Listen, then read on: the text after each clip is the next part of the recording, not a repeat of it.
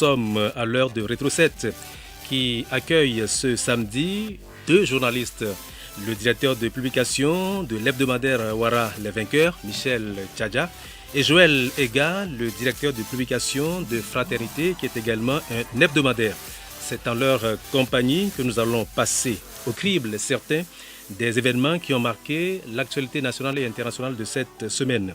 La rentrée scolaire 2021-2022, la déclaration des biens et avoirs des hautes personnalités, la lettre de la conférence des évêques du Togo relative à la vaccination contre la Covid-19 et la fermeture des lieux de culte, la prestation de serment du colonel Doumbouya devant la Cour suprême et l'adoption en Guinée de la charte de la transition, l'hostilité ouverte de la France vis-à-vis du gouvernement de transition au Mali sur fond de l'affaire Wagner, etc. sont les sujets retenus pour le débat de ce matin. Chers confrères, bonjour.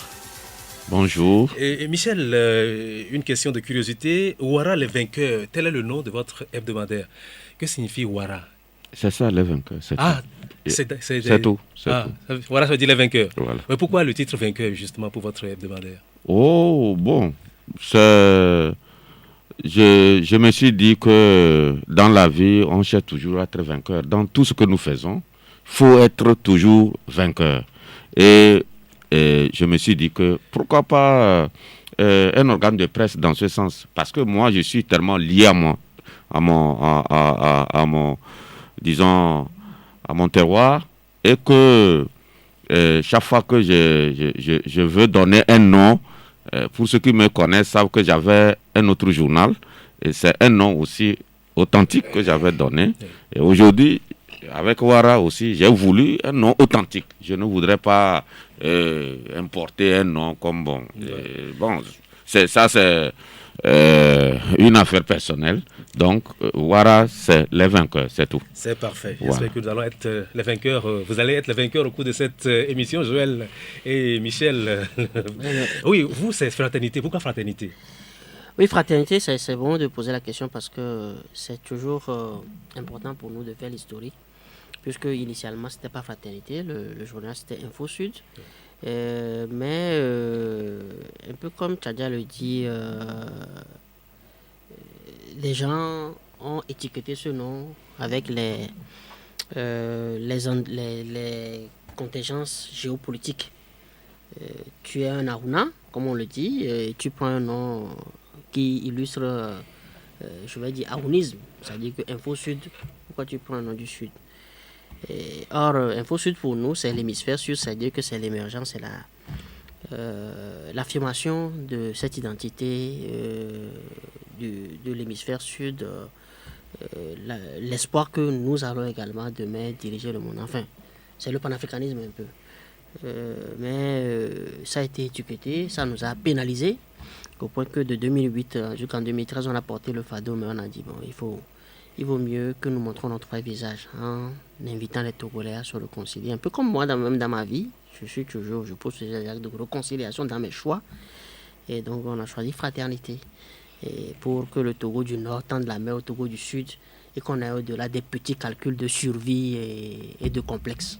Bien, merci chers confrères. Nous allons dans un instant entrer dans le vif du débat qui nous réunit ce matin. Le temps de permettre à Hervé Essay de nous remémorer les faits marquants de l'actualité nationale de cette semaine qui s'achève au Togo. Environ 3 millions d'élèves ont repris le chemin des classes le lundi 27 septembre 2021 sur toute l'étendue du territoire national pour le compte de l'année scolaire 2021-2022. Pour constater l'effectivité de cette reprise des classes, les autorités en charge de l'éducation ont sillonné plusieurs établissements scolaires. Et Kekoku Odin, ministre délégué chargé de l'enseignement technique. Nous avons constaté l'effectivité de la rentrée scolaire 2021-2022 et dans de bonnes conditions. Nous avons observé que tous les chefs d'établissement ont bien préparé la rentrée académique et que les dispositions prises répondent parfaitement aux objectifs du gouvernement, en l'occurrence le respect des mesures barrières. Des cours ont déjà démarré dans beaucoup de classes. Partout où nous sommes passés, les enseignants sont déjà au boulot. Les élèves sont bien installés, je dirais que totalement en place. Et donc c'est avec joie que nous constatons cela et nous allons rendre compte.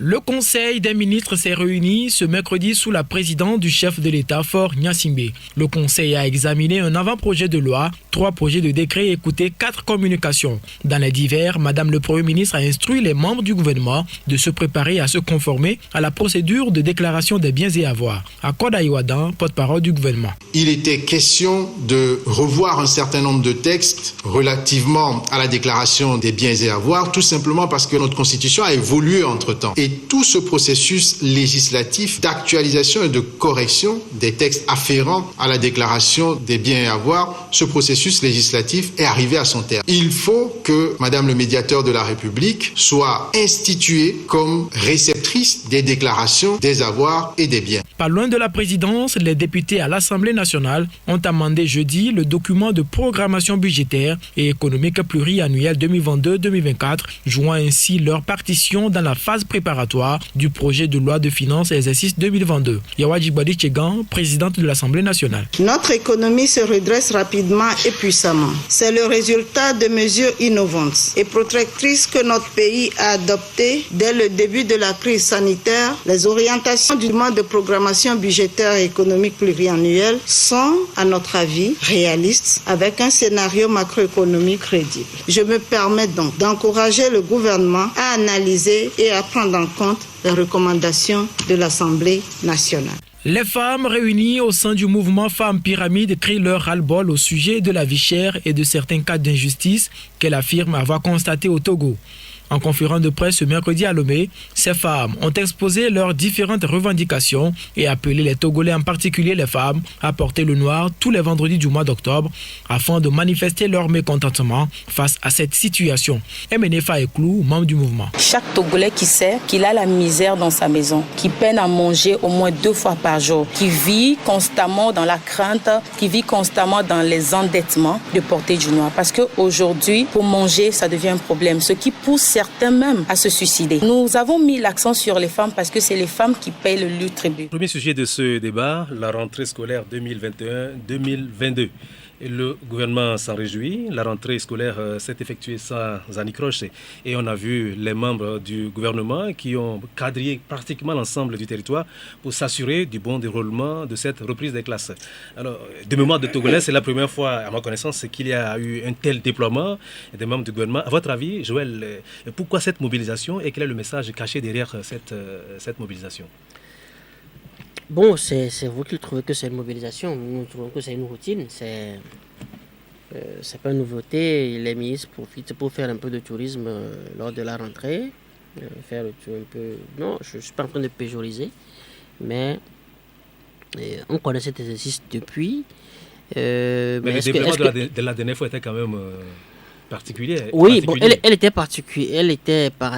Enfin, le déploiement était quelque peu particulier parce que le gouvernement sait très bien qu'il a laissé assez de bordel dans le secteur de l'éducation. À la veille de cette rentrée, la FESENA a menacé de passer à la grève et le gouvernement savait également que le fameux résultat, les résultats du concours de recrutement qu'elle a publié a été pipé. Le gouvernement savait, donc il fallait voir sur le terrain parce que déjà il y a les volontaires qui se plaignaient, les anciens volontaires qui se plaignaient, etc. Donc il fallait emmener, comme sur le terrain, on a souvent la crainte de l'autorité. L'autorité dissuade beaucoup, on s'incline toujours devant l'autorité, il fallait les déployer sur le terrain pour qu'ils aillent au cas où il y aurait des velléités de grabuge, etc., pour qu'ils puissent anticiper cela. C'est que le gouvernement est allé évaluer son terrain, évaluer le risque et tenter quand même de circonscrire, en fait, d'appesantir autant que possible ce qu'ils peuvent faire. Bien, Michel, c'est ça. Oui, Michel, quel est votre avis sur cette mobilisation du gouvernement à la rentrée? On a vu plein de ministres qui sont allés dans plusieurs régions du pays et plusieurs préfectures pour s'assurer effectivement de cette reprise des classes dans de bonnes conditions. Moi, je trouve que c'est ce que les ministres doivent faire. C'est leur rôle. C'est normal ce qu'ils ont fait parce que on n'est pas ministre pour être en costume bonne facture rester dans son bureau, prendre des décisions. Il faut aller sur le terrain, expliquer un certain nombre de choses aux populations, surtout dans le secteur de l'éducation. Il y a beaucoup d'acteurs qu'il faut rassurer. Et c'est ce que le gouvernement, moi je lui dis merci, parce que c'est ce qu'on attend des ministres. Ils doivent aller vivre comment la rentrée doit se faire, surtout qu'entre-temps, la FESEN avait émis des signaux comme quoi il devait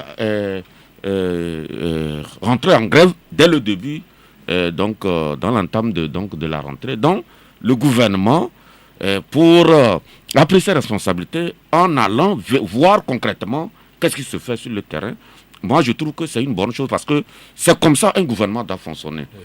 Être dans les bureaux, mais être aussi sur le terrain, écouter ce que les populations, surtout les acteurs de l'eau. Vous savez, l'éducation, il faut qu'on le dise la vérité. C'est un ministère, lorsque M. Delabo, lorsqu'on veut vous nommer ministre de l'enseignement primaire de l'éducation, il faut réfléchir par deux fois. Oui. Tout le monde sait que ce n'est pas facile. Quand on est loin, on peut critiquer, on peut dire des choses, mais ce n'est pas aisé pour d'abord le gouvernement. Et puis surtout, celui qui a le portefeuille là, ce n'est pas aisé. Mais dans tous les cas, je pense que lorsqu'on vous confie une tâche, c'est qu'on vous a jugé, vous êtes capable de faire quelque chose. Et aujourd'hui, le déploiement de ces ministres-là, nous trouvons que c'est une bonne chose. La preuve, ça a rassuré les uns les autres, et nous avons commencé une bonne rentrée. C'est ce que nous voulons. Vivement que le gouvernement, quand même, anticipe parce que chaque fois, il y a des velléités dans ce secteur-là, anticipe à prendre des mesures idoines pour non seulement rassurer les parents d'élèves, rassurer le corps enseignant.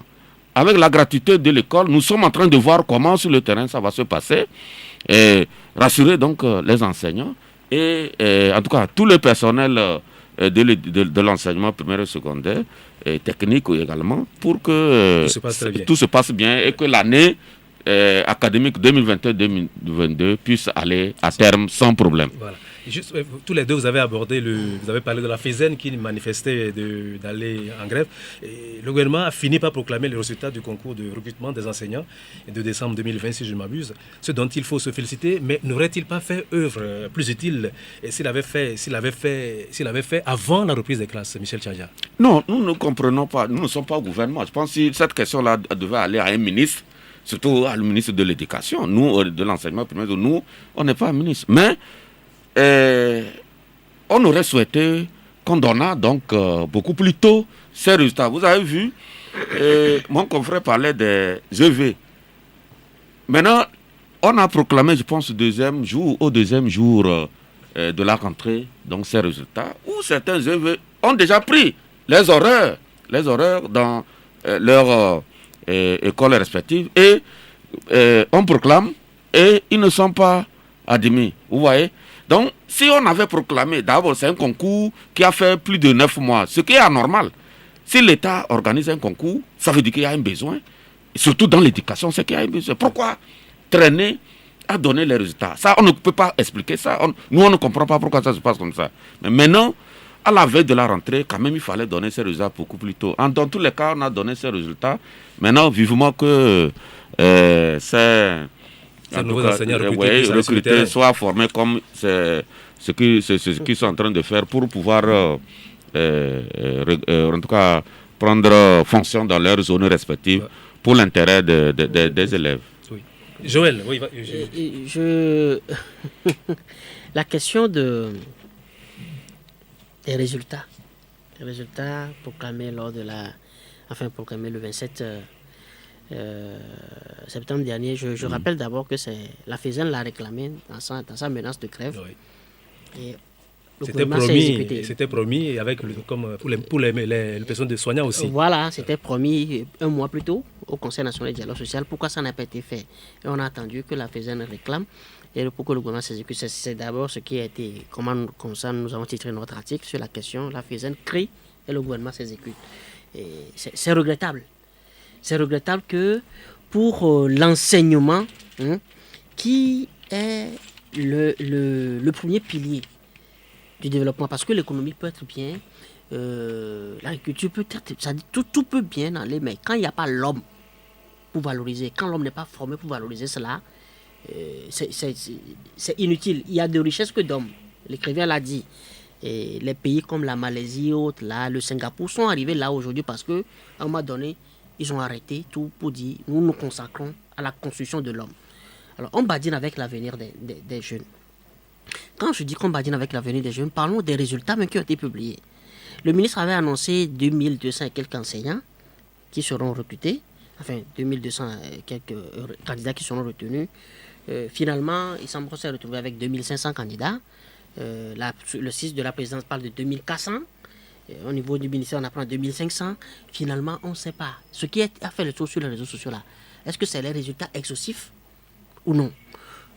L'autre problème, c'est que les EV qui ont déjà capitalisé des expériences sur le terrain, des gens ont fait 10 ans de volontariat, ils ont le métier en main, ils ont participé à ce concours, le minimum, c'est de les intégrer.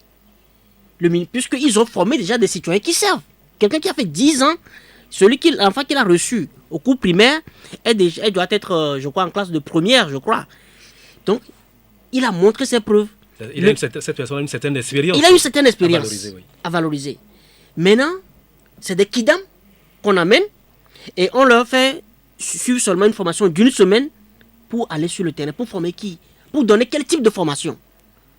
Je suis sûr que les responsables d'établissement auront des problèmes à les accueillir, pas en termes de logistique, mais en termes de qualité de la formation, ils auront des problèmes. Mais qu'est-ce qu'il peut dire? C'est le gouvernement qui a envoyé. Maintenant, ces œuvres, qu'est-ce qu'on fait d'eux? Ils sont à peu près, je crois, 500 ou 1000 environ. Comment est-ce que l'État peut être aussi ingrat? Est-ce que ceux-là ne sont pas des citoyens? Mais comme nous, on n'a pas encore vérifié, mais il y a des œuvres qui se plaignent, disent qu'il y a des proclamés admis qui n'ont même pas de numéro matricule. Ils n'ont même pas de numéro matricule. Ça veut dire qu'ils n'ont pas composé. Raison pour laquelle nous avons dit dans notre parution que c'est devenu un instrument politique. Les concours de recrutement sont devenus des instruments politiques. Et ça, c'est la démission de l'État. C'est regrettable qu'on ait un parent d'élève, parce que l'État, le parent est le père de famille, qu'on ait un père de famille qui badine autant, qui farfouille autant dans l'avenir, avec l'avenir des enfants, juste au nom de la politique. C'est très regrettable parce que nos enfants, l'avenir de nos enfants. Est-ce que c'est l'État qui organise ça ou bien c'est des individus qui se trouvent à des postes de responsabilité qui... Oui, mais il représente qui? Quand le préfet parle, il parle au nom de qui? Il est le représentant du pouvoir central. Le préfet peut déléguer par exemple sa responsabilité à qui? À son secrétaire général. Tant qu'il représente l'État, il est investi de toute la mission, de toute l'obligation de sérieux et de responsabilité. De poser des actes en conséquence. Ceux qui sont là, Kokroko n'a pas pu les vérifier. Il a eu, moi je l'applaudis même d'avoir envoyé des agents sur le terrain vérifier les élèves qui ont échoué dans le public et qu'on va inscrire à une classe supérieure, etc. Mais pourquoi il n'a pas pu vérifier la liste des admis pour qu'il s'y trouverait déçus, parce qu'on n'a pas la preuve, il s'y trouverait des gens qui n'ont même pas de numéro matricule. Les EV qui ont capitalisé, ils savent au moins enseigner. Peut-être ils ont bêtisé première année, deuxième année, mais ils savent aujourd'hui quand on prend un élève comment le mettre sur la rampe pour qu'il ça donne un citoyen acceptable. Moi, je crois qu'il faudra que cette liste-là soit complétée. Pas les œufs, parce que c'est... Vous allez sentir ça dans les résultats. C'est pas dans... Peut-être pas cette fin d'année, mais dans 2-3 ans, vous allez sentir ça dans les résultats. La qualité de l'élève qu'on nous met sur le marché, ça va chuter. Voilà, nous allons donner la parole à Michel Tchadja pour s'exprimer également aussi sur cet aspect de... Oui, vous savez, nous ne savons pas comment ça se passe. D'abord le concours jusqu'à la proclamation, mais cette fois-ci, nous sommes surpris. Et désagréablement, bien sûr, que... Des gens, moi je connais quelqu'un. Il y a des gens qui parlent en l'air. Moi je connais quelqu'un. Si on me dit c'est qui, je peux donner son nom. Au moins je connais un. Ils sont nombreux. Moi je connais, qui a fait plus de 10 ans. La personne enseigne par exemple, enseigne au lycée. Au lycée? Oui, plus de 10 ans. Ça veut dire que la personne a passé cette année le concours avec beaucoup de ses élèves. En tout cas, l'année passée, avec beaucoup de ses élèves qui ont eu les licences ou je ne sais quoi, les masters, qui sont venus passer le concours, ils ont échoué et leur professeur a échoué. Ils ont réussi et le professeur a échoué. Ça, c'est qu'est-ce que, dans la conscience des gens, qu'est-ce qu'on veut envoyer comme image? Quelqu'un est dans une école, que ce soit au cours primaire ou bien au collège, ou dans un lycée, où il y a aussi un responsable, le proviseur, le censeur. Il fait 1 an, 2 ans, 3 ans. Au moins, ces gens-là, il ne peut pas savoir que le monsieur-là ne tient pas, il faut le décaler. Il fait 5 ans, 10 ans, il forme les gens et on trouve que ces gens-là, on peut... Alors qu'il n'y a pas longtemps, on a fait des concours sectoriels dans d'autres ministères où on a pris ceux qui étaient volontaires. Oui. Mais alors pourquoi on ne veut pas appliquer ça dans l'enseignement? Donc aujourd'hui, ça c'est un point sur lequel vraiment le gouvernement, on ne comprend pas comment ça se passe comme ça. Les volontaires, là, au moins ça devait être l'occasion de régler leurs problèmes. Et si à l'avenir on ne veut plus de volontaires, ok. Alors que, encore que sur le terrain, ça dit on ne peut pas s'en passer de ces gens-là parce que l'État n'a pas les moyens pour le moment de satisfaire tous les besoins. Donc cette façon de faire, franchement, c'est révoltant, mais on ne sait quoi faire parce que actuellement sur les réseaux, si vous écoutez comment les gens sont en train de réagir par rapport à la proclamation de ces résultats, c'est vraiment écœurant et vraiment je ne sais pas comment ils pourront régler cette affaire. Parce que comme Joël le dit, nous nous plaignons tous que la qualité de l'éducation aujourd'hui pose problème et le niveau des élèves et tout, on se plaint. Mais vous allez voir ce qui va se passer dans 2, 3, 5 ans. Ce sera la catastrophe. Vous laissez des gens qui ont de l'expérience sur le terrain, vous allez prendre des gens pour amener parce qu'ils ont réussi. Vous voyez, c'est vraiment... Bien. Je ne sais pas comment ça se passe comme ça. Joël, on ne peut pas épuiser le débat par rapport à ce sujet. Le ministre de l'enseignement primaire et secondaire, technique et de l'artisanat, le professeur Dodi Kokoroko s'est illustré au cours de l'année passée par la prise de plusieurs décisions afin de mettre de l'ordre dans son département. Alors, quelle est votre appréciation de cette hyperactivité du ministre Kokoroko qui n'hésite pas à sanctionner des collaborateurs dès lors qu'ils considèrent qu'ils sont en faute? Michel Tchadja ou Joël Non, je crois que permet que je fasse un full stop sur ce que disait Michel Tchadja. Tchadja utilisait tout à l'heure l'expression, c'est-à-dire des kidam qu'on dit ils ont réussi. Est-ce qu'ils ont réussi? Ils ont été cooptés. C'est là où l'État est dans le délitement total. Non, on va dire qu'ils ont réussi, puisque ils ont réussi. Oui, on dit qu'ils ont réussi, mais le mot réussite même est aujourd'hui péjorisé, c'est-à-dire enlevé de tout ça sur le temps. Parce que quand on peut dire réussite, ça veut dire mérite. Ou est-ce que ces élèves-là, que l'enseignant a formés... Peut-être que les épreuves qui ont été... mon frère de là, faut pas tourner. On parle de l'avenir du pays, on ne badine pas là. On parle de l'avenir du pays. Est-ce que ces élèves-là, que l'enseignant a formés, ils se sont révélés plus compétents devant l'épreuve que l'enseignant et on nous dit qu'ils ont réussi? Vous voyez comment on s'amuse avec l'État au nom de la politique, au nom du complexe, au nom de tout et rien. Ça, c'est les petits esprits. Les petits esprits sont dangereux. C'est peut-être les épreuves. Les jeunes qui sont sortis nouvellement. Quand on veut construire, vous voyez les anglo-saxons te coptent sur l'expérience. Parce que même les philosophes l'ont montré. C'est-à-dire l'empirisme est important. Quel que soit ce que la science démontre, l'empirisme est important. Parce que l'expérience qu'on a, il n'y a rien qui peut égaler l'expérience. Donc les anglo-saxons sont aujourd'hui, c'est eux qui dirigent aujourd'hui le monde. Parce qu'ils ont toujours construit leur développement sur l'expérience. C'est-à-dire ils préfèrent, quel que soit ton âge, quand tu as l'expérience, tu as quelque chose de plus que le jeune diplômé. Parce que les gens ont des diplômes, mais après, dans la pratique, l'enseignement, c'est un autre domaine. Alors, mais pour revenir sur sur la question du ministre Kokoroko, oui. moi j'apprécie les décisions qu'il prend, j'apprécie son dynamisme, mais qui peut être contre? Mais seulement que les décisions ne sont pas très souvent éclairées. Je viens tantôt de parler de l'initiative qu'il a prise pour empêcher les élèves les élèves cavaliers là. Il a échoué ici, il va ailleurs, etc. Moi, je l'apprécie.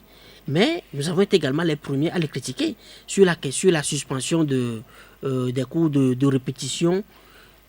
Suspendre les cours de répétition, interdire les cours de répétition n'est pas mauvais en soi. Mais nous avions dit, malgré qu'on a envoyé des ayatollahs, on a distribué le CFA à gauche, à droite. Et ça, c'est regrettable que de la part de l'universitaire, ils choisissent cette posture dans un débat face à des critiques la meilleure des choses, c'est d'écouter ce type de critique et de discuter avec lui pour dire, mais attends, ok, d'accord, ce que tu dis, mais ça, en fait, c'est dans mon intérêt, puisque les critiques ne sont que source de progrès.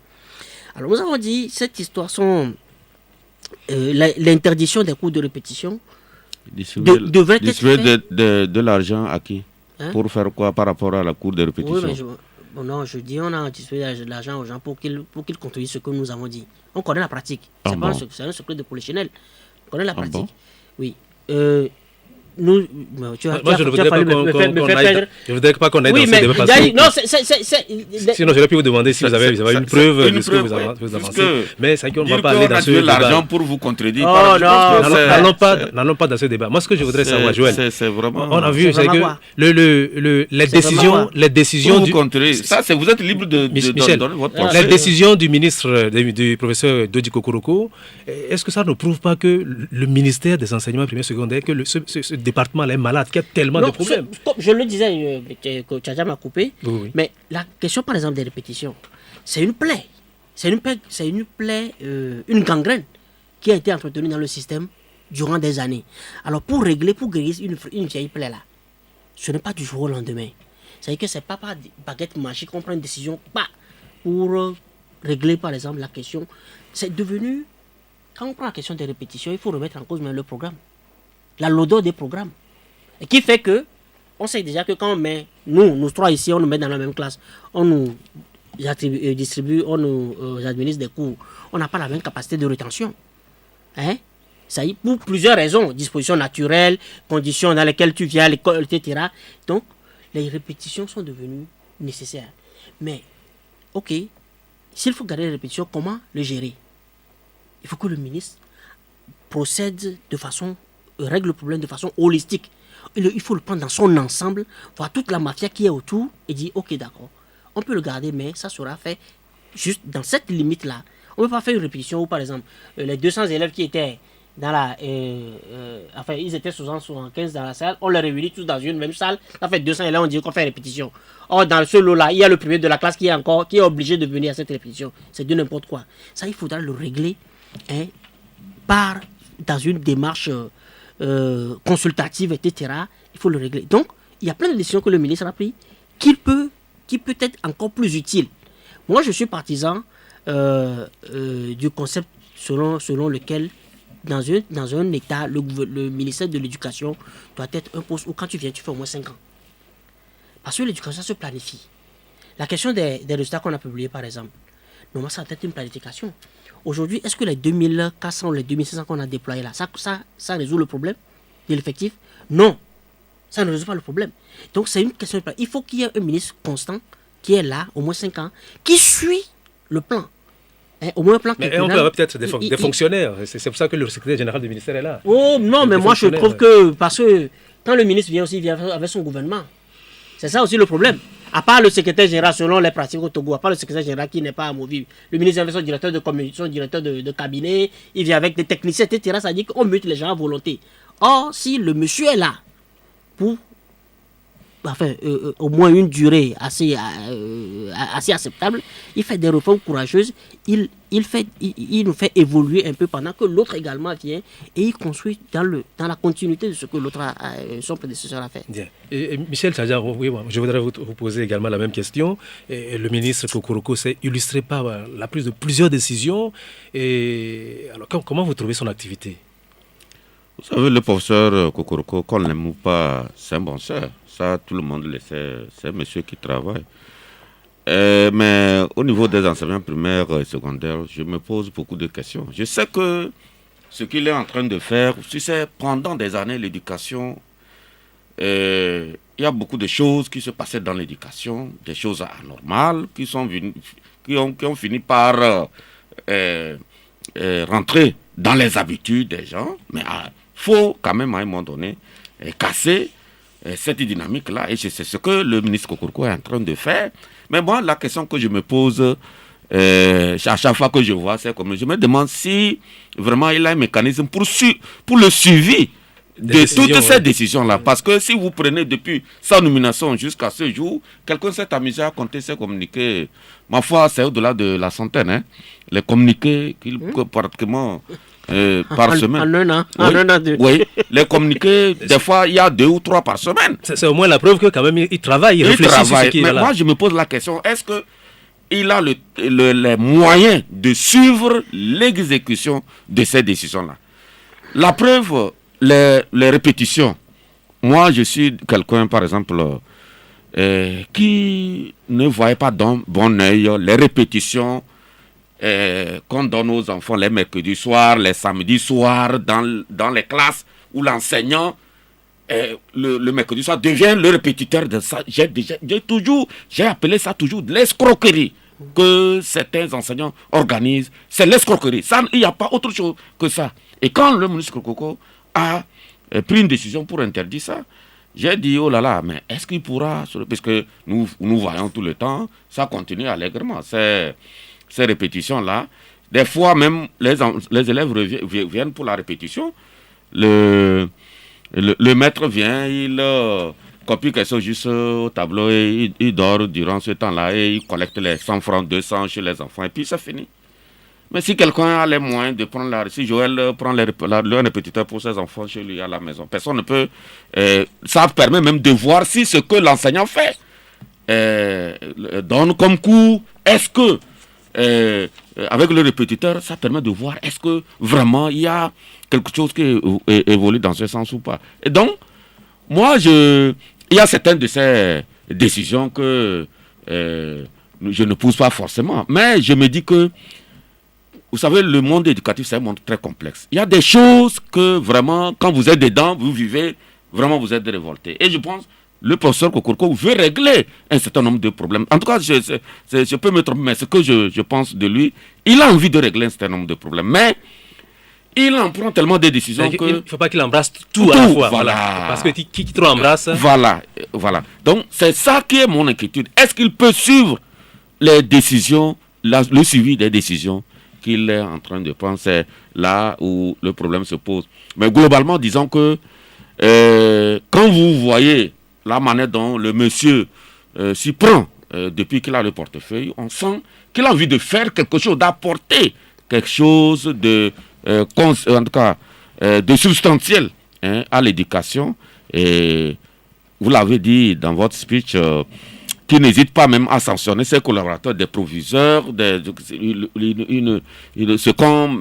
qui était même parfois caché, le ministre Coco le met sur la place publique, parce que c'est comme ça doit se faire, pour donner l'exemple, pour permettre aux futurs candidats de faire extrêmement attention. On n'a pas le temps, parce que c'est l'éducation, on a déjà passé. Oui. Une dernière question sur l'éducation. Qu'est-ce qu'il faut faire aujourd'hui pour améliorer la qualité de l'enseignement au Togo, Joël? Oui, je crois que, avant même que la question ne vienne, je l'avais un peu effleuré, il faut une planification sérieuse. Il faut, malheureusement, le chef de l'État, c'est lui-même qui a annoncé les états généraux de l'éducation. Ça n'a jamais pris corps. Moi, je dirais même tant mieux. Parce que les états généraux, on a fait. Il y a les états généraux de la presse qu'on a fait là. Où sont les recommandations qu'on a sorties? Où sont les applications? C'est-à-dire qu'on prend toujours de bonnes initiatives, mais le suivi, l'exécution sont toujours sujets à déception. Pas sujet à débat, mais sujet à déception. Alors, moi, pour la question de l'éducation, comme tu l'as dit, il faut une planification. Ce concours, on n'a pas besoin que les enseignants réclament avant qu'on ne publie les résultats du concours. Est-ce qu'il y a une vision pour le Togo? Il ne peut pas avoir de vision sans le pilier éducation. Et donc, régler les problèmes de l'éducation, on ne va pas se mettre à citer ici les enseignants même. Chaque fois, ils répètent la litanie de leurs problèmes, etc. Mais au-delà de ce que les enseignants réclament, il faut que l'État également, je l'ai toujours dit, l'État concède, fait des concessions. Au même moment, il faut que l'État demande des résultats. On a amélioré votre condition. Par exemple, il demande les primes de rentrée, etc. Vous avez tout ça. Mais le résultat, est-ce que la qualité de ce que vous donnez, est-ce qu'on le sent? On ne peut pas prendre un élève qui est au lycée, mais il te crie en français, tu vas tomber des nues. Même le paysan, mon grand-père, qui a fait le temps des colons, il écrit le français. Non, mais ça, ce n'est pas sérieux. Et donc, c'est toute une, je parle toujours de la démarche holistique. Il faut diagnostiquer le tout, se donner des objectifs. En 1 an, on va régler ça. En 2 ans, on va régler ceci. Mais quand on parle de l'enseignant, vous voyez ce tout à l'heure que Patrice Talon est en train de faire au Bénin, où même tout le programme de formation, même, on l'a écrasé pour mettre en place mettre dans le curricula des leçons, des enseignements qui forment le citoyen à la gestion même de sa vie à la maison. Les élèves sont formés, par exemple, sur la gestion de l'argent de la popote. La gestion de l'argent de la popote. Comment gérer son foyer, par exemple. Il y a des thématiques qui portent sur ça. Tout ce qu'on fait aujourd'hui, le top potentiel, coaching, pour mettre en place des entrepreneurs. Mais tout ça, pourquoi est-ce qu'on n'intègre pas dans notre éducation? Pourquoi ne pas former des chefs d'entreprise déjà sur les bancs? Pourquoi ne pas former... Moi, je suis partisan, par exemple, que déjà au collège, qu'il y ait des clubs de journaux. Il faut qu'on emmène l'élève à l'amour d'abord, au débat critique. Parce qu'il faut qu'on sorte de la culture hégémonique que les vieux là qui sont aux affaires aujourd'hui veulent nous imposer.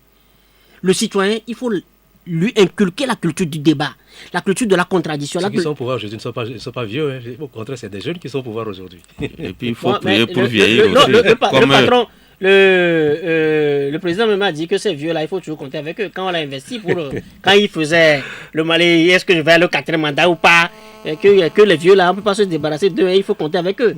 C'est eux qui entretiennent, c'est lui qui l'entretient dans son berceau. Donc, pour la question de l'éducation, il faut toute une planification courageuse et ambitieuse, avec une vision bien claire de ce que le citoyen togolais qu'on veut obtenir dans 10 ans, 20 ans là.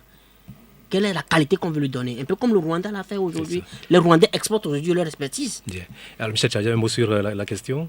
Non. La qualité de l'éducation, tout dépend de la façon dont l'éducation elle-même est organisée. Vous voyez, moi, du cours primaire jusqu'au lycée, aujourd'hui, si ça ne tenait qu'à moi, il y a beaucoup de choses qu'il faut abandonner. C'est-à-dire la réforme doit être profonde. Vous voyez, il faut la carte de quel des pays bizarres, on ne sait pas ça. La carte de la Russie, des États-Unis. Pendant que le jeune américain même ne connaît même pas ça. Il faut axer l'éducation sur ce que l'homme de demain pourra faire. Oui. C'est comme ça. Il faut laisser cette affaire un enseignement qui, au finish, n'aide pas le titulaire à faire quoi que ce soit. Tout à fait. Vous voyez, si quelqu'un, depuis l'école, au niveau des travaux manuels, sait qu'il va bien tisser les paniers, s'il s'élève excellent, pourquoi ne pas exceller dans cela et gagner sa vie demain que de lui apprendre des histoires qui n'ont rien à faire avec sa vie de demain. C'est ça. Donc, l'éducation, je pense que si on doit vraiment regarder de très près, c'est de refondre carrément ce qui se passe aujourd'hui et de faire en sorte que les élèves apprennent ce qui peut les aider à évoluer ou à gagner leur vie demain. Et surtout à ne pas attendre les concours de recrutement. Non, on n'a pas besoin de ça. Donc, à un moment donné, vous savez, la dictée, par exemple, nous, quand on faisait ça, c'était coefficient, je pense, 3 ou 2, je ne me rappelle pas. Oui, comment ils ont ramené ça? Les maths au collège, on a ramené ça. On veut. C'est vrai, à un moment donné, avec les écoles de formation et les universités privées, tout ça là, l'État n'a plus peur que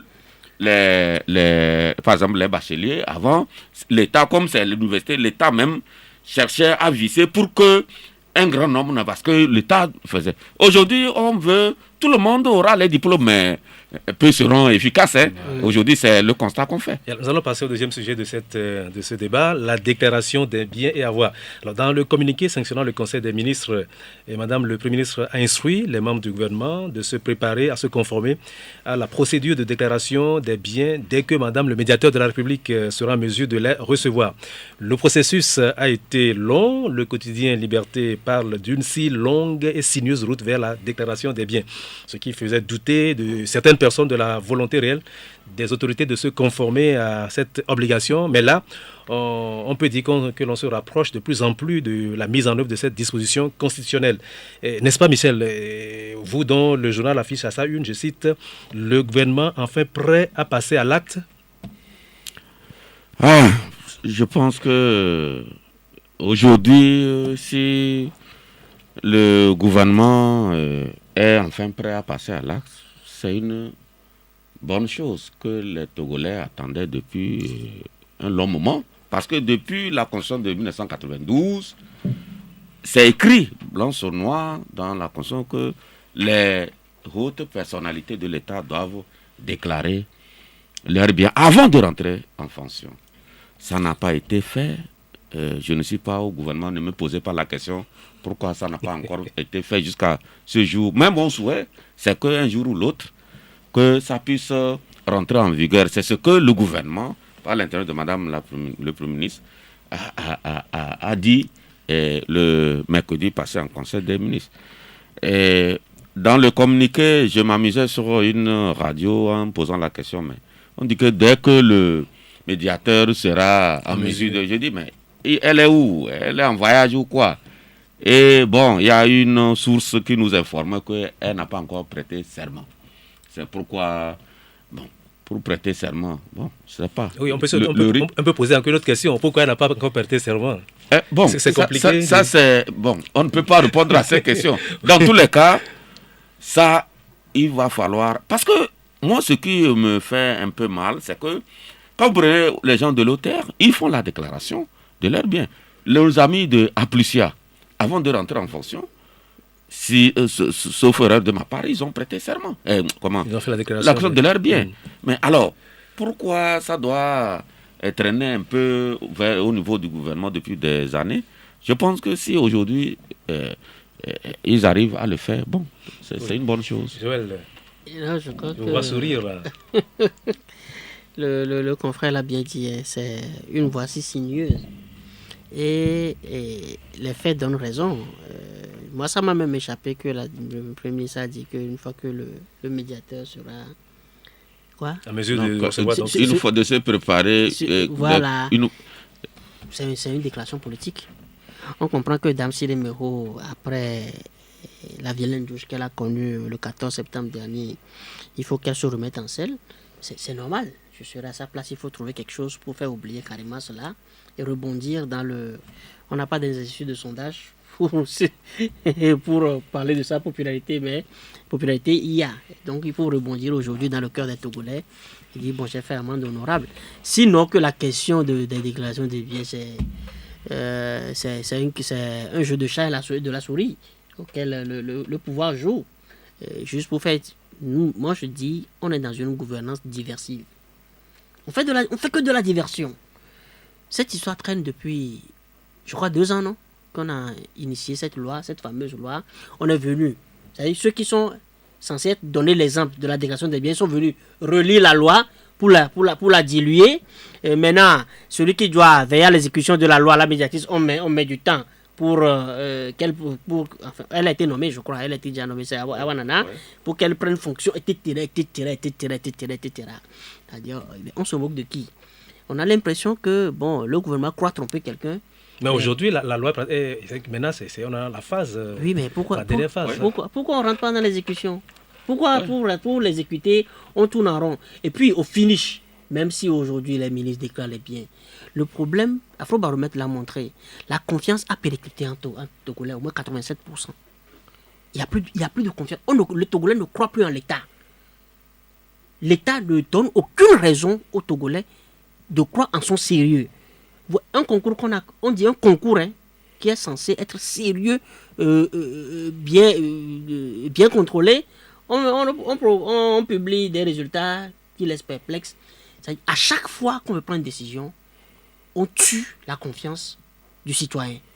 Et donc, quand les gens déclarent leur bien haut, l'amour, ils n'ont qu'à faire, on va voir. Bien. Ils n'ont qu'à faire, on va voir, parce que qui même va aller contrôler même ses biens? L'OTR, qui contrôle leurs biens aujourd'hui. Il y a des gens à l'OTR qui ont des tanks dans leur maison. Je sais ce que je dis. Qui ont des tanks dans leur village. Ils ont déclaré quand même. Ils n'ont pas déclaré ces tanks. Ils cachent le CFA. Est-ce que tu as... Je sais ce que je dis. Je dis, au moins ils déclarent leur bien avant. Je leur donnerai le nom. Ils font la déclaration de leur bien quand même avant de... Ça, ils le font. Non, mais tu sais... c'est déjà pas mal, Joël, que quand même eux, ils font les déclarations. C'est déjà... Mais comme je le dis, ils n'ont qu'à faire. Et puis on va apprécier. Voilà. Bien, troisième sujet de ce débat, la Covid-19 et surtout la lettre des évêques. Réunis en session extraordinaire le 24 septembre dernier, la conférence des évêques du Togo a planché sur la situation de la pandémie de la Covid-19 au Togo. Pour les évêques, la stratégie de lutte contre la Covid-19 se doit d'être respectueuse de la dignité, c'est une citation, de la liberté et des droits fondamentaux de la personne humaine. Les évêques n'interdisent pas aux fidèles de se faire vacciner. La preuve, je crois que certaines éminentes personnalités se sont fait vacciner. Alors, mais parlent de vaccination librement consentie. Ils n'approuvent pas la vaccination sous la contrainte. Qu'en pensez-vous, Michel Tchadja? Non. J'ai parcouru la lettre de la conférence épiscopale des évêques du Togo. Je pense que depuis le début, les autorités religieuses ont été associées à la lutte contre la pandémie. Mais j'ai l'impression que c'est la dernière rencontre entre Madame le Premier ministre et les acteurs religieux. Je pense que c'est après cette dernière rencontre que la communication qui a suivi a créé un problème, parce que il y a même des gens, il y a des personnalités qui ont tenu des propos qui, ma foi, ont blessé les chefs religieux, les autorités religieuses. Oui.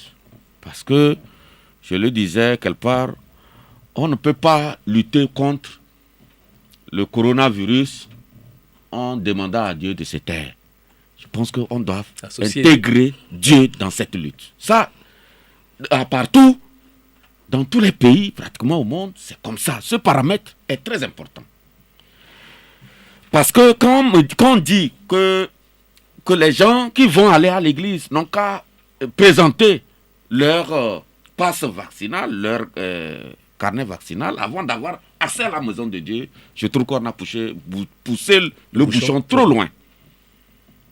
Et les religieux n'ont pas vraiment aimé ça. Parce qu'eux-mêmes le disent, ils ne sont pas contre la lutte contre le coronavirus. Eux-mêmes participent. Je me rappelle, il n'y a pas très longtemps, Monseigneur Bariga a fait un appel pressant aux fidèles d'aller se faire vacciner. Alors, comment on peut, ces derniers moments, vous avez vu on n'a pas dit de fermer les églises, mais ça ressemble fort à une fermeture des églises. Alors que ces lieux-là pouvaient être des lieux d'abord de mobilisation, de sensibilisation, des lieux de vaccination aussi, c'est possible.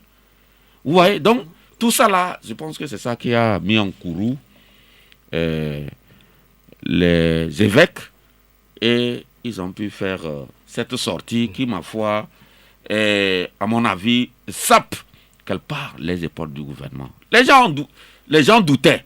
Et maintenant, avec ce que les évêques disent, il y en a actuellement des gens qui croient, ces gens-là, qui vont encore douter davantage. C'est là où le problème se pose. Et donc, moi, je me dis que c'est la communication qui a un peu déraillé et qui est arrivée à ce niveau-là. Mais qu'à cela ne tienne, les autorités religieuses et les autorités politiques, je pense que en tout temps, ils peuvent se retrouver et voir comment accorder leur violence. L'essentiel, c'est comment booster le corona hors du Togo. Ouais. Joël, un mot par rapport à... Non, mais je crois que notre mot, nous l'avons dit dans notre parution. C'est devenu, pour nous, c'est devenu un bras de fer spirituel. Oui. Justement, vous avez parlé de... désormais, c'est un combat spirituel. Non, désormais, c'est un combat spirituel. Parce qu'on a l'impression que la prière, Tchadja l'a dit, et on ne peut pas combattre le coronavirus en éclatant Dieu. Il est le créateur du ciel et de la terre. Le créateur, c'est lui qui régule tout. Et on a l'impression que les prières dérangent ceux qui sont au pouvoir. Les prières des imams, enfin dans les mosquées, dans les églises, ça les dérange. Dans quelle dimension? Oui, mais sinon c'est de l'acharnement. C'est purement de l'acharnement. Mais vous allez aujourd'hui dans les églises catholiques, les sièges sont encore là, bien distanciés. Hein? Même pour aller prendre la communion, 1 mètre. Oui. À un moment de moi, je dis, mais des fois, ils en font trop. Mais il faut respecter l'autorité. Vous avez pris l'engagement d'appuyer l'autorité dans la lutte contre cette pandémie. Bon, la dernière fois, par exemple, avant même que la décision ne soit prise, moi, j'étais allé, je ne vais pas faire la plus de la paroisse. J'étais dans le banc, puisque j'étais seul dans le banc. Je n'ai pas mis le cache-nez. Il y a un monsieur qui est devant moi, qui était tellement dérangé. Il fait partie des contrôleurs de contrôle de l'église. Il a mis son cache-nez.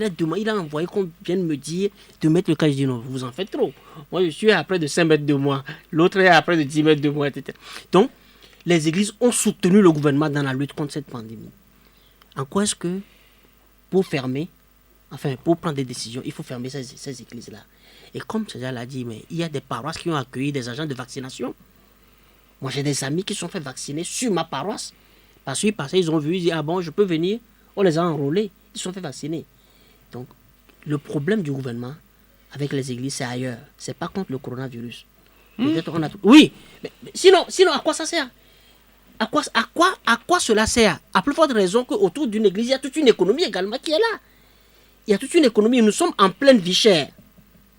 Pourquoi on s'achante tant sur les mosquées, les églises? Arrêtez. Pourquoi? Ça sert à quoi? Nous allons continuer toujours avec la lettre des évêques. Retour donc à la lettre des évêques qui rappelle l'adage, le retour à la lettre de la CET, qui rappelle l'adage populaire selon lequel le médecin soigne, mais c'est Dieu qui guérit. Cela étant, les évêques ne comprennent pas la fermeture des lieux de culte. On en a parlé. Et cette lettre des évêques a fait les choux gras des journaux parus cette semaine. En voici un aperçu. Les évêques dénoncent la fermeture des lieux de culte, lit-on à la une de Gazelle Info. Abordant un autre aspect de la lettre de la CET, la conférence des évêques du Togo, le journal du Togo annonce que les évêques plaident pour la vaccination librement consentie et en toute connaissance de cause. Vaccination forcée anti-Covid. Le dernier avertissement des évêques lance des Guardianes quand Dunia affirme que évêques et gouvernement sont à couteau tiré. Évêque compte pouvoir sur la gestion de la Covid-19, propose à ses lecteurs Fraternité de Joël Lega, qui ajoute qu'il s'agit désormais là d'un combat spirituel. On en a déjà parlé au cours de ce débat. Pour l'alternative, la lettre de la conférence des évêques du Togo est un petit tacle des évêques du Togo. Qui est taclé? Le gouvernement, répond le correcteur qui voit. Également un tacle dans cette sortie des évêques. Plus qu'un tacle, Liberté qualifie la lettre de la CET de cinglant réquisitoire des évêques vis-à-vis du gouvernement. De son côté, Togo Matin trouve ambiguë la sortie des évêques et ajoute que celle-ci questionne énormément. Abondant dans le même sens que Togo Matin, le Messager met un adjectif sur la position des évêques du Togo, curieuse. Également critique envers les évêques, Chronique de la semaine déclare ce qui suit. Alors que le pape François rend le pax vaccinal obligatoire, au Togo, les évêques s'y opposent en brandissant la violation des libertés. D'où cette question de vérité des peuples. La CET est-elle sincère? Comme s'il répondait à la question de vérité des peuples, le dialogue déclare que la CET est dans un mauvais rôle. Tandis que Ouara, les vainqueurs de Michel Tchadja, considère que la sortie des évêques fragilise les efforts du gouvernement. Une sortie que le confrère Le Médium qualifie de fausse note des évêques. Sans prendre parti, Méga Info considère que le gouvernement et le clergé sont dans une guerre de méthode et se demandent qui, au finish, aime le peuple. Enfin, le libéral trouve dans cette affaire une difficile collaboration entre le gouvernement et la communauté religieuse, quand correspondant Actu clame que le gouvernement et les leaders religieux se sont trompés de débat. Et j'ai là, le canal indépendant nous dit le clergé en déphasage avec la stratégie du gouvernement. Michel Tchadja nous a expliqué pourquoi il a dit que la sortie des évêques fragilise les efforts du gouvernement. Joël Lega aussi nous a dit pourquoi il a parlé de combat spirituel, donc on va passer à autre chose.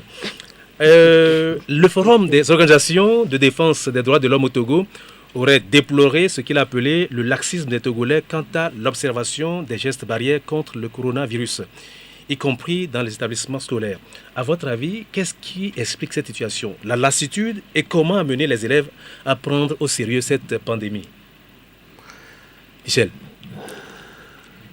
Je pense que ce n'est pas... je pense qu'un an déjà, après le début de cette maladie, beaucoup de nos compatriotes étaient fatigués des mesures édictées par le gouvernement.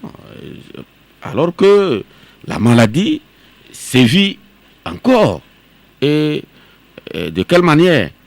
Au départ, il y avait moins de décès, moins de cas actifs, mais on observait, en tout cas, nous tous, on observait les gestes barrières et tout.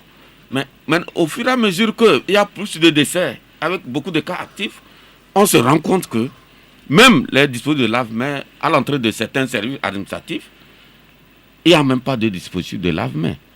C'est pourquoi, à un moment donné, beaucoup se posaient la question. Alors, il y a l'eau, il n'y a pas de savon, il y a du savon, il n'y a pas d'eau. Ou alors le dispositif est vraiment... ne fonctionne pas. N'est pas fonctionnel. Voilà. Donc, tout ça là amène...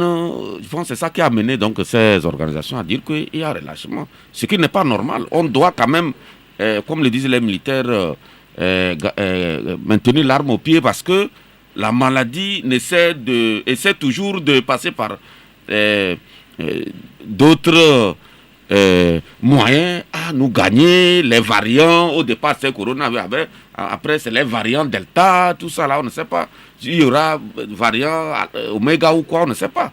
Donc, raison de plus pour que tout le monde continue à suivre scrupuleusement ces gestes ou bien ces mesures édictées par le gouvernement qui sont les seuls à nous aider avec la vaccination à résister ou à pousser hors de nous cette maladie-là. Voilà. Et donc, mais encore une fois, il faut le dire, même dans cette lutte-là, il doit avoir la liberté de conscience. Parce que c'est, à mon avis, très important. C'est un aspect qu'il faut prendre en compte dans cette lutte, la liberté de conscience. Parce que aujourd'hui, à partir du moment où le gouvernement n'a pas encore... on n'est pas encore, disons, arrivé à l'immunité collective. Et à partir du moment où les vaccins, en tout cas, les stocks ne permettent pas de faire simultanément tous les Togolais, à partir de ce moment, je pense que les passes vaccinales qu'on nous demande à l'entrée des services là, en principe, c'est une manière de faire pression sur nous, mais vraiment ça pose un certain nombre de problèmes. En tout cas dans la vie d'un certain nombre de citoyens. Ouais. C'est vrai que l'État a l'obligation de nous protéger, de faire en sorte que cette maladie ne puisse pas décimer. Parce que, je le disais au départ, il y a des richesses que d'hommes. Ouais. Il faut que le gouvernement nous protège. Mais il y a vraiment des choses qu'il faut vraiment revoir pour... bien avancé dans cette lutte-là. Rapidement, pour qu'on puisse passer à autre chose. Non, je crois que Tchadja a bien chuté. Il faut simplement qu'on change d'approche dans la gestion de cette maladie. C'est-à-dire, il faut que le gouvernement... Mais là, je parle de... Nous savons que, oui, le FODET... Voilà, le relâchement des gens dans la situation des mesures barrières. Je profite pour saluer, pour féliciter l'initiative, puisque le FODET est allé au-delà, en proposant même d'appuyer le gouvernement, du moins au niveau des écoles, pour que les gestes barrières soient mieux respectés. Oui. Bravo à eux. Mais je crois que des initiatives comme ça, c'est peut-être même la posture même du gouvernement. Inviter ces associations, ces regroupements, en qui le peuple se reconnaît plus.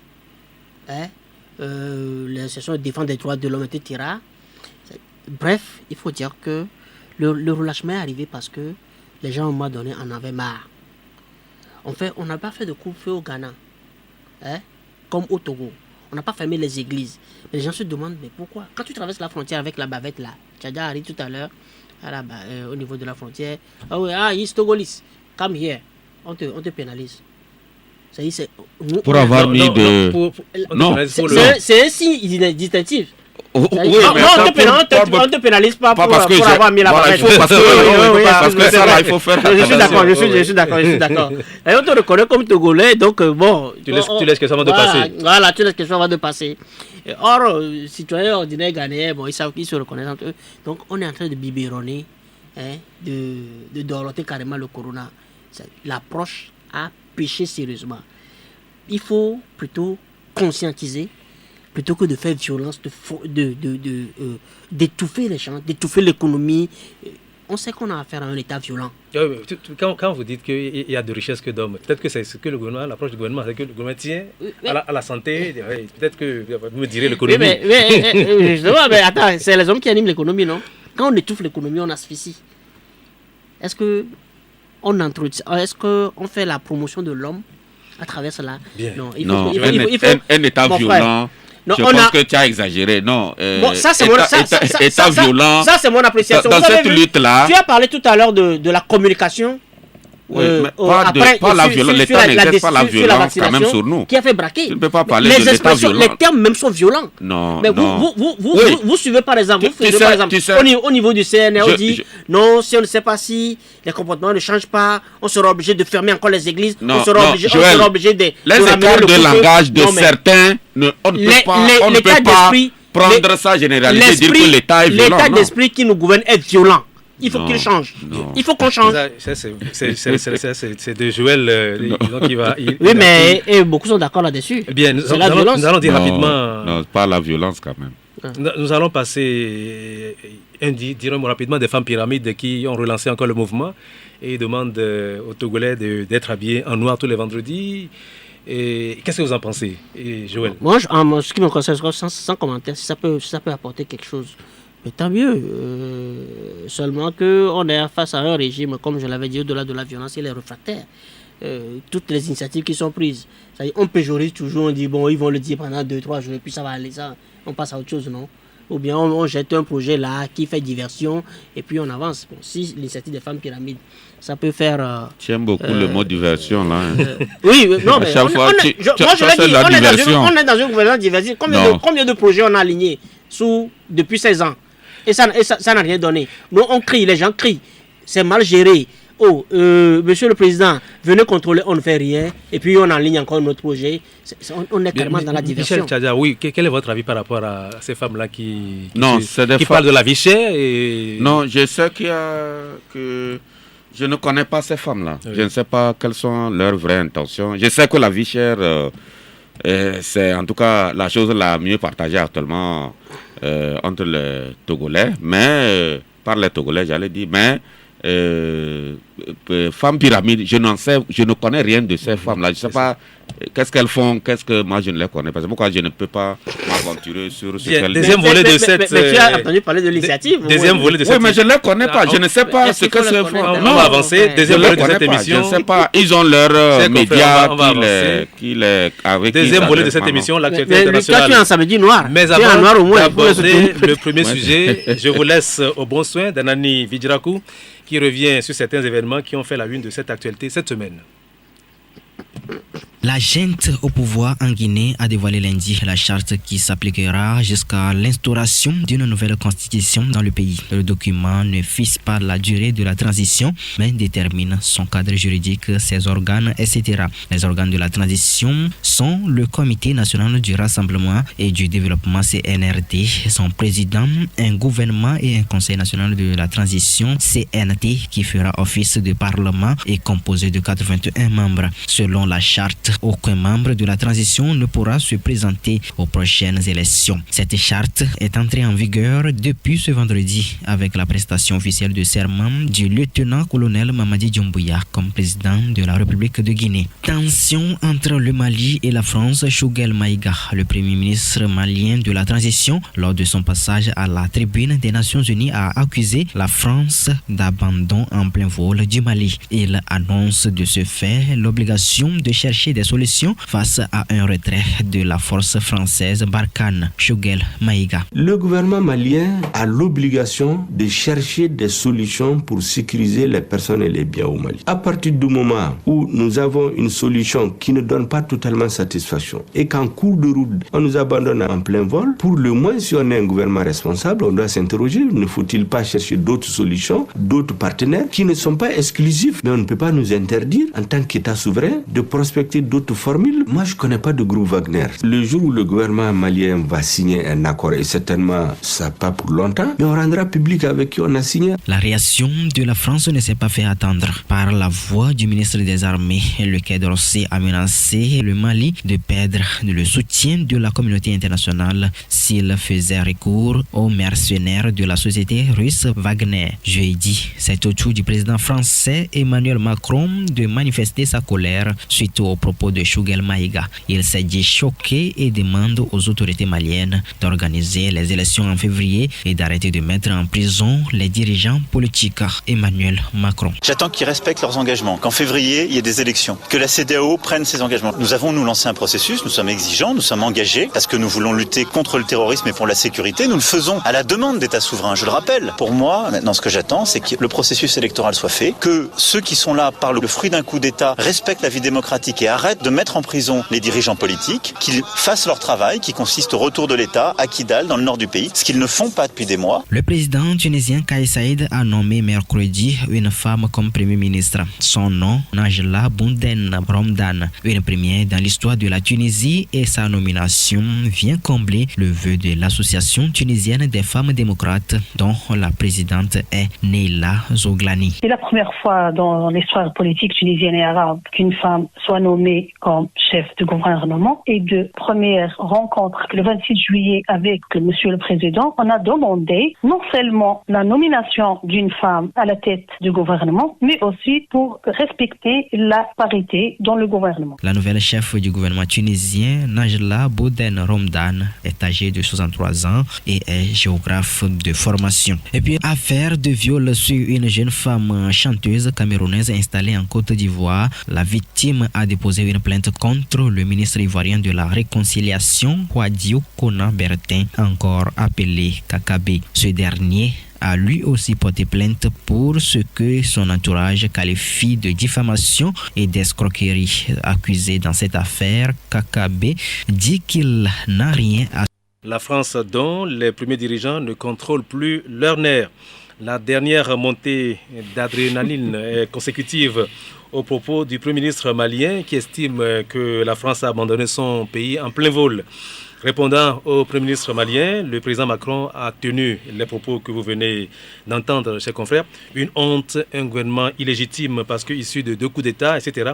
Comment trouvez-vous ces propos du président Macron, Michel Tchadja? Non, ces propos-là s'inscrivent dans le cadre des relations en tout cas, dans les relations entre certains États et la France, que certains appellent de paternalistes. Parce que sur le président français, il parle à des gens qui sont sous ses ailes, ou ses ordres, si vous voulez. Donc, il n'a pas parlé comme il parlait à des gens d'un État souverain. Il s'est vraiment libéré, il a parlé... Je ne sais pas comment les autorités maliennes digèrent actuellement ces propos. Pour l'instant, il n'y a aucune réaction par rapport à ça. Mais en principe, les officiels n'ont pas encore répondu. Quel que soit ce qu'on pense de la France, ça devait quand même, par amour et par orgueil, les Maliens devaient quand même dire quelque chose, un mot dans ce sens-là. Ah, oui, Joël, parce que il faut le dire, c'est depuis un certain moment, l'affaire là a commencé, en tout cas, ce désamour là a commencé juste après qu'on ait parlé de l'arrivée de ce groupe. L'affaire Wagner. L'affaire Wagner, là, c'est là où les Français n'en peuvent plus. Ils font feu de tout bois pour faire en sorte que le groupe là n'arrive pas. Et en tout cas, tous les moyens politiques sont bons. Aujourd'hui, c'est de vilipender les autorités maliennes. On dit que c'est des autorités issues de coups d'État illégitimes. Mais au Tchad, il y a quoi? Alors que la France est là-bas et soutient le régime tchadien. Ça rime à quoi tout ça là? Mais l'histoire est là. Hein? Là-bas, c'est quoi? Au Tchad là? On peut parler d'indignation sélective. C'est difficile aujourd'hui. Oui, la France n'arrive plus à passer ses idées comme il y a 20 ans, 40 ans. Non, c'est difficile à vraiment digérer l'attitude de la France par rapport à l'Afrique. Oui. Je crois que la France ne sait juste pas préparer à ce qu'elle vit actuellement. Or, l'intelligence, parce qu'ils sont l'un des plus intelligents quand même en Europe, après les Allemands, tu vois, de par l'histoire, ils sont assez ingénieux, assez rusés, et seulement ils devaient savoir que la ruse a des limites. C'est-à-dire que la ruse ne peut pas traverser ad vitam aeternum le temps. Aujourd'hui, sur le continent africain, la France a des problèmes. Quand ça a commencé en Centrafrique, ils devaient anticiper. Ils devaient anticiper pour soutenir même le départ d'Ibeka et soutenir ceux qui sont là aujourd'hui, disent bon que c'est anticonstitutionnel, mais ce sont les aspirations du peuple malien, parce que déjà les réseaux sociaux ont fait un travail pour mettre à nu tout ce qui était derrière la force Serval, la force Barkhane, etc. Et qu'ils étaient même sur le territoire avant même que le président Diokonde ne demande à Hollande d'envoyer une force. C'est-à-dire tout ça là, c'était du pipeau. La France voulait exploiter le sous-sol, ils voulaient scinder le Mali en deux, parce que c'est pour ça qu'ils ont foutu le bordel en Libye. Et donc il fallait insécuriser d'abord la Libye pour que la rébellion se développe ici, pour qu'ils extraient, ils fassent leur business, etc. On connaît. Maintenant que vous êtes pris à découvert, ce sont les journalistes français même, sur cette fameuse émission de Pujadas, où on a décrypté carrément tout ce qui se cachait derrière l'intervention française. Conscient de cela, le Quai d'Orsay devait faire un travail préventif pour soutenir les Goïta et autres là, plutôt que de les prendre, d'être toujours condescendants, un peu comme Macron l'utilise. Cette expression, moi je crois que le Premier ministre Chouga a été même très diplomatique quand il dit qu'ils ont été lâchés en plein vol. Il était assez correct envers eux, mais que celui qui veut entendre. Bon, c'est Macron qui n'a pas été plutôt diplomatique. On dirait que c'est un voleur qu'on a attrapé et qui jette les mots à tort à travers. Parce que la France a toujours basé ce qu'elle qualifie, son rang de puissance aujourd'hui, sur la rue, sur l'exploitation des autres. Elle croit toujours plus malin. Même en Europe, elles sont mal supportées aujourd'hui. Ouais. L'Italie leur a clairement dit qu'il faut qu'ils arrêtent d'exploiter les autres colonies, qu'ils soient vraiment une vraie puissance. Mais en Australie, le contrat de sous-marins, mais les anglo-saxons les ont giflés. Qu'on dit, mais attends, vous ne pouvez pas. Parce que dans l'histoire des sous-marins, c'est quoi? Le contrat, c'était au début 36 milliards.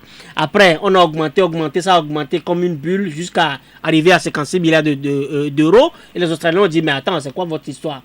Chaque fois, ils mettaient sur la table la charité des intrants, la charité etc.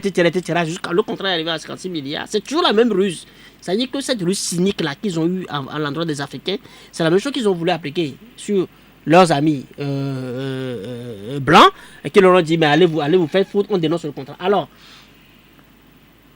je disais tantôt que le cas centrafricain devait être précurseur, devait être une alerte pour eux, pour qu'ils se ressaisissent et se repositionnent. Mais ils ont toujours gardé cette condescendance-là.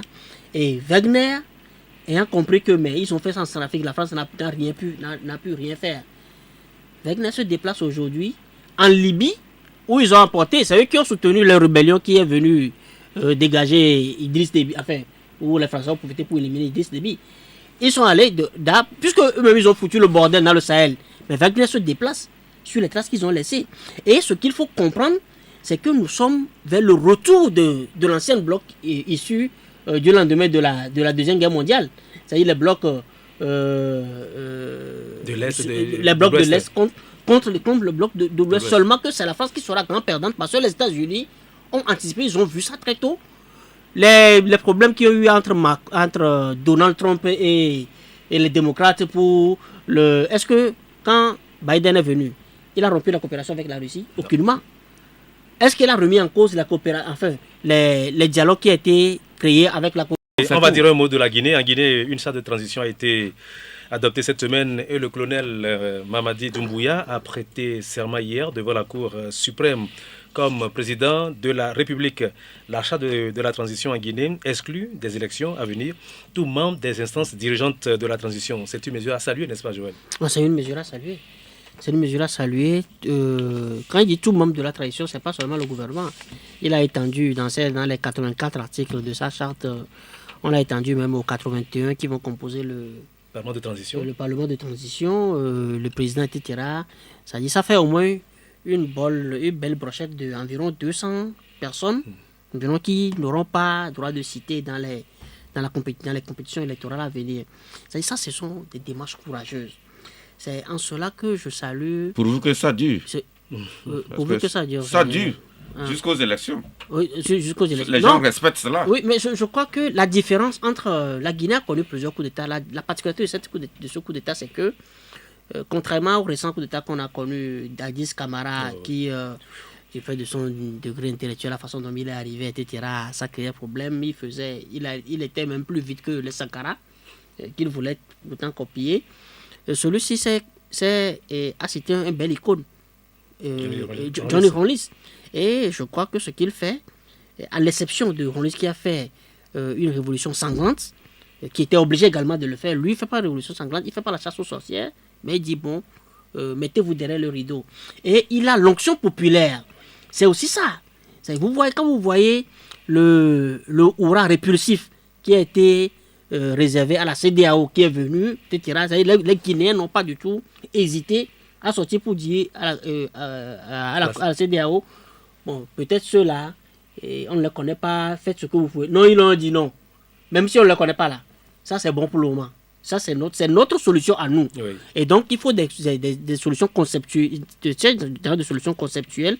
Je crois que leur charte, c'est un bon modèle qu'il faut dans nos pays qui sont en souffrance avec l'alternance là.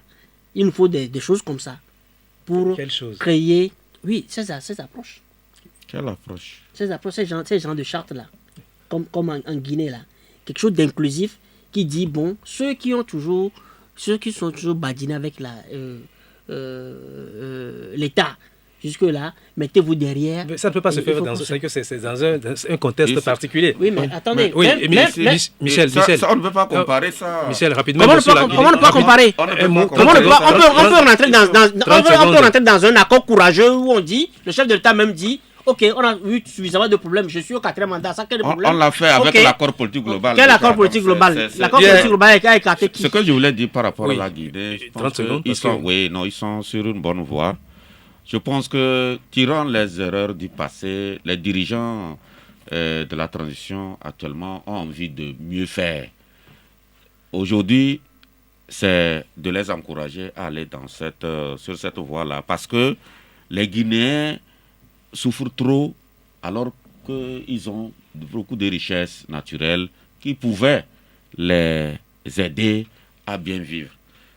Si leur chef actuellement, le chef de la transition, vraiment arrive à conduire à terme cette transition, je pense que cela va dans l'intérêt des Guinéens. Heureusement qu'actuellement, comme le disait Joël, il a l'onction populaire, parce que les Guinéens sont fatigués, ils n'en peuvent plus. Bien, Michel Tchadja, merci. Nous sommes arrivés au terme de cette émission.